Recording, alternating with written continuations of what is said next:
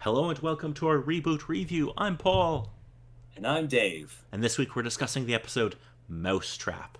This episode originally aired November 5th, 1997 here in Canada, and was the last episode that would air in 97.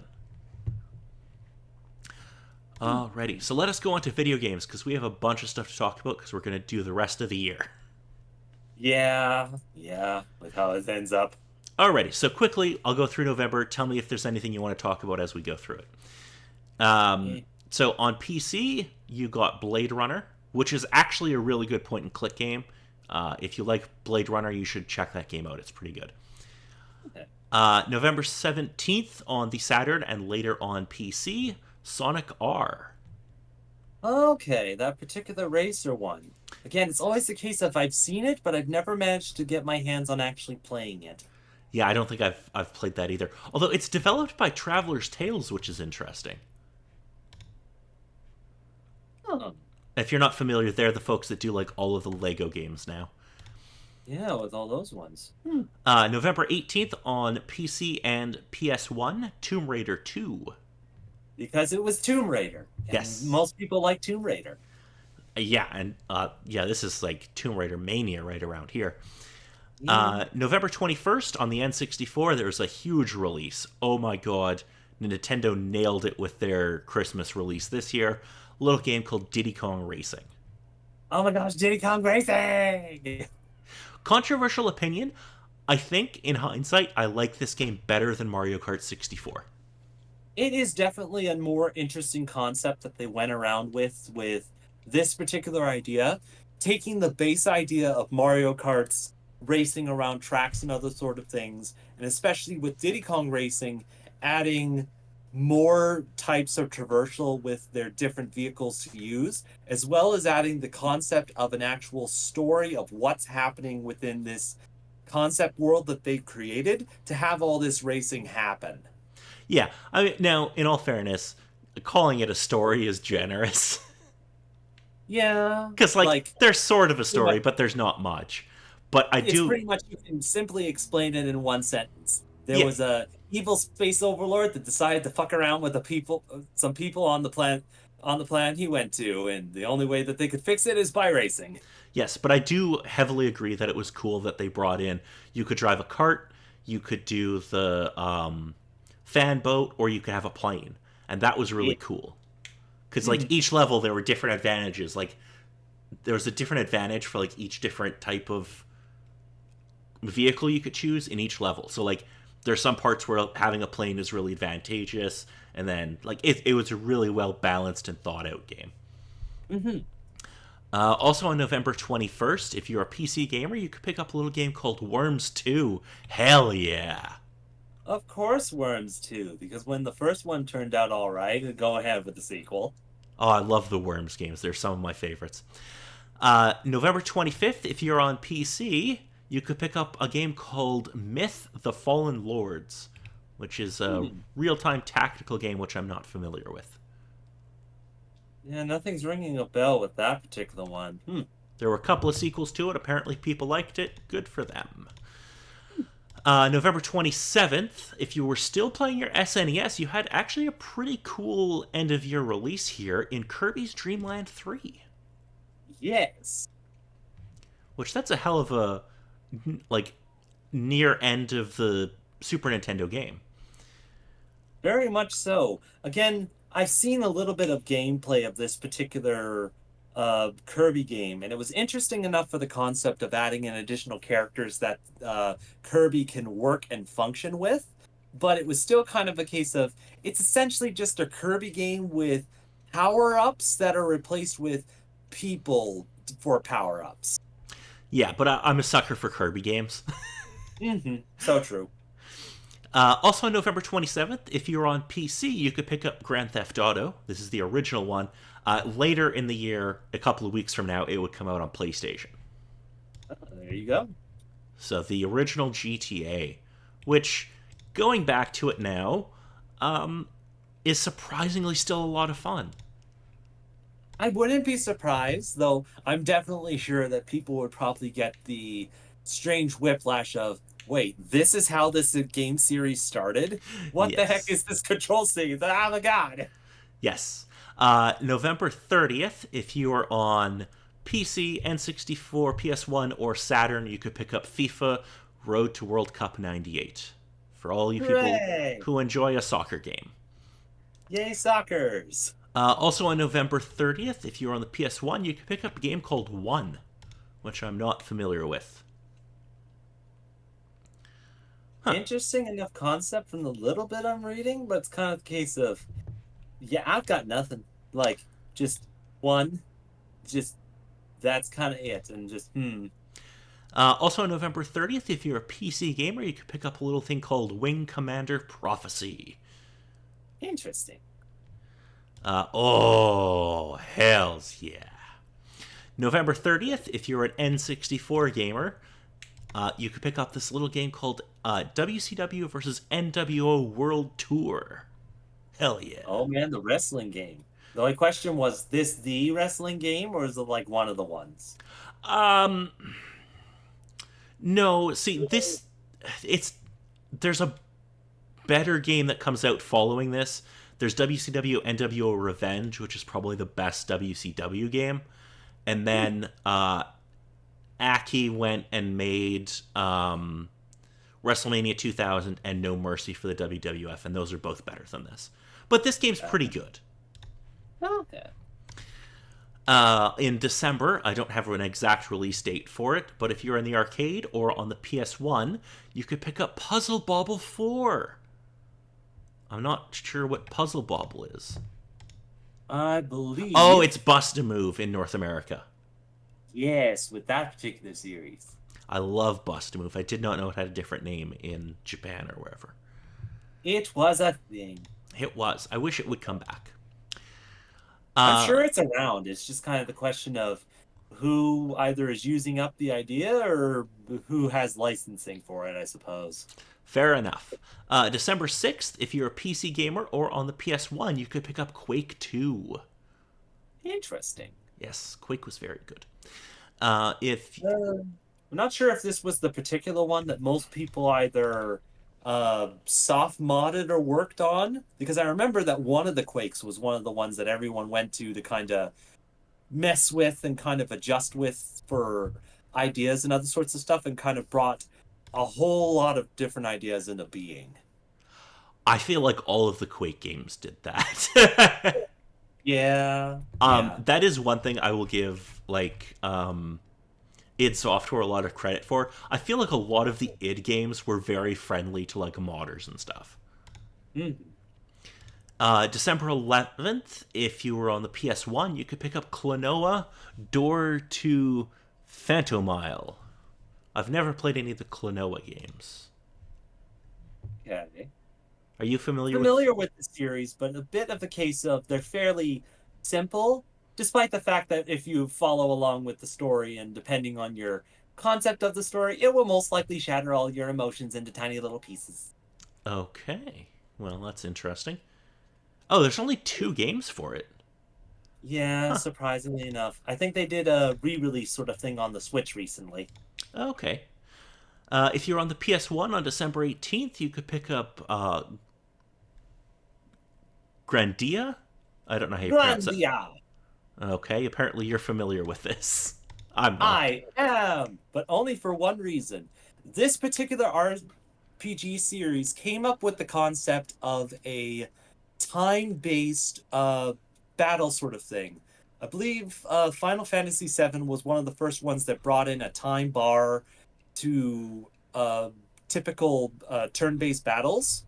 And with this particular series, every single character was placed on a specific time bar. It was something that showed on screen. You watched it come along the screen, and every time a specific character reached the end, it allowed your action. And then, depending on your action and what you did with it, the character would move to specific positions to do that action. Enemies could attack you to cancel out that action. And the battles gave more of an interesting change and twist to the style that it went with. Oh, interesting. Also on December 18th, if you're on the PS1, although it would later come to the N64 and PC, you could pick up Mega Man Legends. Oh my gosh, the legends! I remember not liking this game, but apparently you liked it. Well, it's a bit of the case of you played it on the N64, which Yes. did not help. Okay. December 21st, you know when I said Nintendo had a banger for their Christmas release? Well, they had another one. On the N64, they released this little game called Yoshi's Story. Like, on one hand, I can somewhat understand, but on the other hand, I played this kind of close to around the time that this one was released, Yeah. around that sort of time. And it was kind of the case of it was very cutesy and baby, and I just was around that age where it's like, I don't want cutesy and baby things. I want to watch Yoshi beat up Mario in a Smash Brothers game. Fair enough. Uh, Not to be outdone, on December 23rd, on the PlayStation 1, you could pick up the first Gran Turismo. My Oh man, the God. start of the racing craziness. Oh, that game was so good. And finally, for the last game for... Fuck. The last game for 1997, December 31st on the N64, you could pick up Mortal Kombat Mythologies Sub-Zero. Like, this unlocked a core memory just looking at it. It's like, God, I saw this everywhere, and I never touched it. Most likely for obvious reasons, but additionally for the other obvious reason. You are a lucky bastard that you never played this game. I'm so sorry. It's bad. They tried to make, like, Mortal Kombat into, like, a side-scrolling platforming fighting game.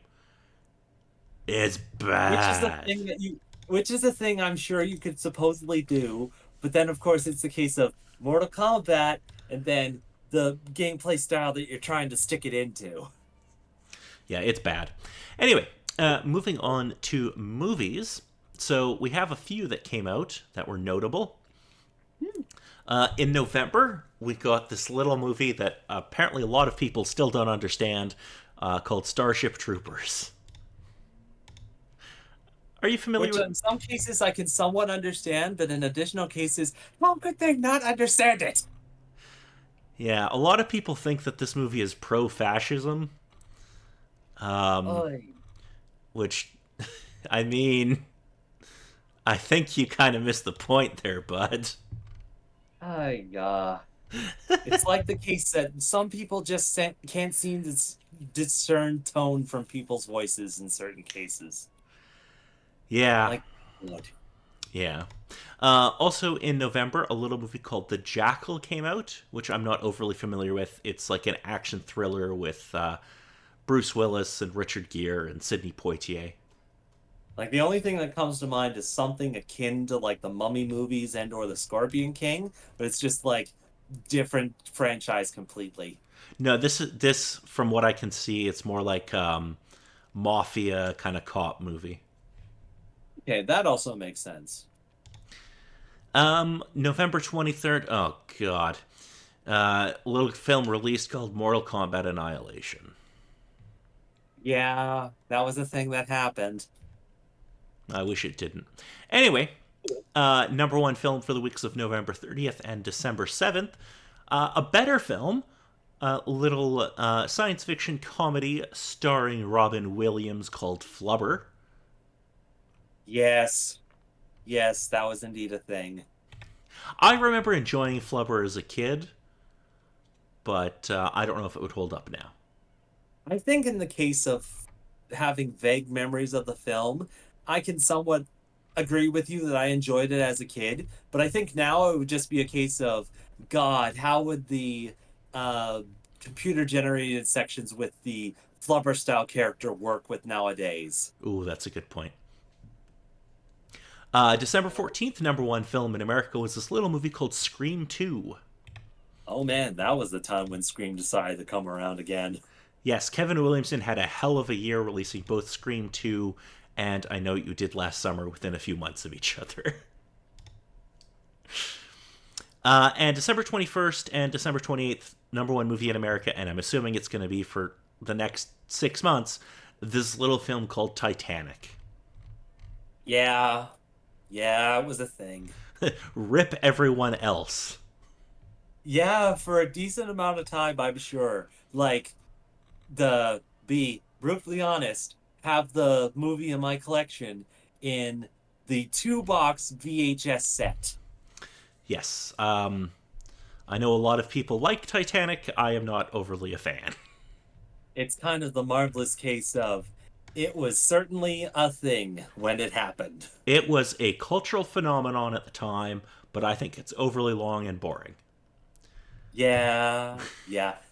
It's kind of one of those cases of either some particular people got the idea of supposedly making longer movies from this, or just the case of nobody was strong enough to tell the director of this movie of, sir, we can cut this section of the movie. It's not necessary. And then him turning to them being like, it's completely necessary. Well, I mean, it's a James Cameron film, and he's made a lot of good movies. I am strongly of the belief that no movie needs to be 3 hours and 15 minutes long. Not even with any of the Lord of the Rings movies with their extended editions. So okay, you're gonna make me say this. My experience with the Lord of the Rings movies is I saw the first one, Hmm. and I haven't seen any of the others. Hmm. Yeah. So, oh, also for I don't know if we mentioned it, but number one song in America for the rest of the year was the Elton John stuff we've talked about previously. Yeah. Yeah. And Completely understandable. Like, out of curiosity, with seeing a little bit further into the future, does anything bother to top it, or like does one of the other big juggernauts of the '90s have to come along to really push him off of the shelf? um, they're a band you've probably heard of, but you probably haven't thought of in 20 years. Which, on the one hand, is understandable, but additionally, I am now mildly frightened. I will give you a hint. The band who dethrones Elton John is Australian. Don't remember the specific name of it, but I think I know who you're talking about, and I think I know for what reason, but additionally, oh dear God. Alrighty, so let's finally get into the episode. Indeed, because oh man, I'm getting into this episode. Okay, so we have Bob back, and we found a portal, and the Saucy Mare prepares to return to mainframe. But Mouse has set traps that make the trip more difficult than expected, and a bunch of nonsense happens, and there's some references to Star Trek and a reference to Blade Runner. And I thought this episode was fine, but it made me go like, okay, let's just get back to mainframe. I want to see what's happening in mainframe. Mm, That was my reaction to this episode. yeah, even with What thing? the thing, the Uh, huge, giant thing that supposedly happens within the series that I wouldn't say changes everything, but at least like there's a big change. oh, you mean Bob gets a new set of clothes? Yeah. He finally changed his clothes. Yeah, I mean, the new outfit thing he has looks kind of cool. It's like mostly in white and like silver with some gold on it, I think. It looks pretty cool, but yeah, it's not like a crazy cool redesign or anything. I'm like, it's fine. Like, I'm never a fan of like the all white costumes. That's just something that I've never really dug, but it looks fine. What did you think of this episode, Dave? So I think on whole, bit of the case of either, I suppose with just either the last couple of episodes or with how everything's sort of gone along, I can somewhat agree with you of the writers of the story kind of dragging their heels a little bit with trying to get the story to this point. But then once this point kind of hits, it's like, okay, okay, keep going, keep going. We got to get them back to mainframe. And it's sort of feeling that little bit of a push there. I wouldn't say it was kind of enough to really deter too much within the episode to really say it was a negative that came up to it. But I think on the whole, it's just a marvelous case of, God damn it, we still got to deal with some of Mouse's bullshit in some sort of way, shape, or form. I do like Mouse though as a character. Unfortunately, she isn't in the episode, but I do like that we know that she's still around at least. Hmm. Because In those sort of I cases. dig Mouse. She's a fun character. Mm. Yes. And I think on whole, just with the character cooperation of dealing with the issues that come up, running into the problems and trying to find solutions was it's interesting enough. But then finally getting to the last aspect of the show of, oh dear God, we're being pushed into this thing that's going to cause us to explode, and there's no decent way to get out of this problem when one final character decides to voice up and give a suggestion. Glitch suggests that Glitch and Bob fuse together. Yes. Just the Which, marvelous case of, oh dear God, here comes the moment. The moment within this series that everyone sort of expected, but is happening right now. Bob becomes the MacGuffin. okay, here, here's the problem I have with this. And like, I know it's a kids show, and maybe I'm overthinking things, and they probably partially did this to sell more toys, and I understand that. But if they had this ability, why didn't Glitch do this? Oh, I don't know, in episode 1. And just be like, hey, just to be safe, let's just do the shenanigans now, in case it becomes very important later on. Again, one of the marvelous concept of within the specific story, it probably would have made sense, but at the time, the thought probably never came across their minds. Oh, yeah, it's totally a we need a way out of this, so what can we do? Okay, let's do this.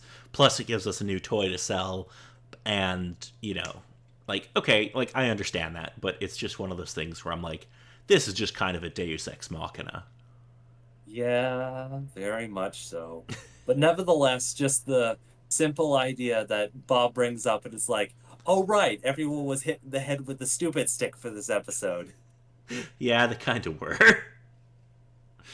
They were kind of useless. But it appears we are getting back to mainframe. It Oh man, how things gotta look now that Megabyte's supposedly been having his run of the place and everyone's been trying their best to survive.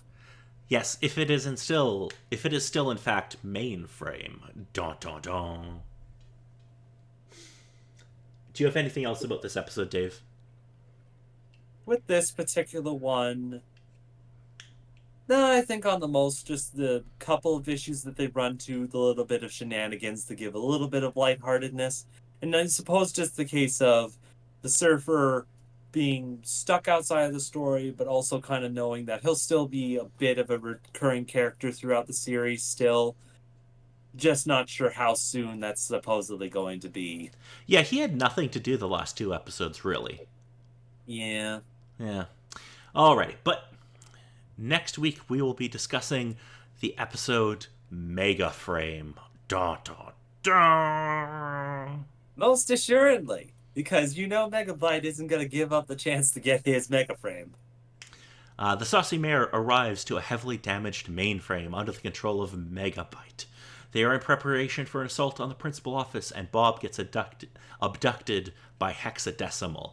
Dun dun dun. So we're gonna get hexadecimal nonsense. Yes! I love Well, it's Hex. understandable. It's also the slight case of, if I remember correctly, she's still a little bit under Megabyte's control the last time we saw her, but also kind of the case of she kind of had plans to break out and do her shenanigans. Yes, so we will see what happens as we are rapidly coming to the end of the season. There's only 4 episodes Indeed. left. Technically, it's the end of the series because season 4 is really just 2 movies. Yeah, yeah. But we will see what happens next time. Until then, I'm Paul. And I'm Dave.